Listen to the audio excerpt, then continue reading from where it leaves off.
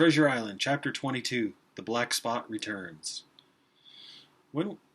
We then waited for the council to return, and when it did, Silver was friendly and familiar. "Nice breeze, Jim," he said, and I watched him before turning my eye to the men outside. When they returned, they came slowly, looking desperate and mean. "Come on, I won't bite you," said Silver. "Hand it over." And with that, they gave him the black spot. "Why, you've cut this out of a Bible. Now you're cursed." That said, they turned on each other and began to fight.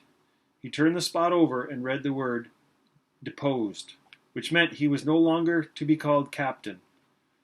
But first, Silver insisted they read off his charges. "You've made a mess of this cruise," said George Merry, "and you let the enemy out of this trap. Third, you wouldn't let us chase after them, and fourth, there's this boy." "Well now," said Silver, "it's clear to me who wants to be captain. But let me answer your charges. I made a mess of this cruise, did I? Well, you know what I wanted. But you led them against me, didn't you, George? Who crossed me?" With this, George looked away. "You dare to accuse me, trying to be captain over me? You, that sank us all? You're not even a real pirate. You'd have done better as a tailor, and you have no idea how badly off we are right now.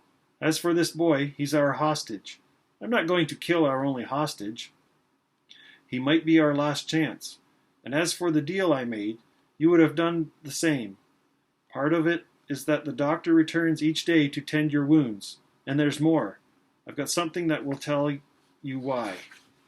With that, he dropped the treasure map on the floor, and they all fell on it, crying and shouting like children. They behaved as if they had already found the gold and taken it home safe. "Now it is I who found the treasure. Who's better man than that? But I resign. Elect whoever you want. I'm done with it." But the three chanted, "Silver, silver, silver." As George looked on, it was clear he was still captain. Dick looked nervous about having cut his Bible. Silver turned it over in his hands and tossed it to me. I have it still. "Well, George," said Silver, "looks like you'll have to wait to be captain." And with that, he sent George out on lookout, while the crew and I turned to sleeping. I saw that we were nearing the end of this terrible game. I could not see what would become of us. I could not see why my friends had given Silver the map.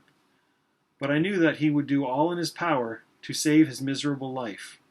My heart was sore for him, for though he was evil, anyone could see that only darkness awaited him. End of chapter 22.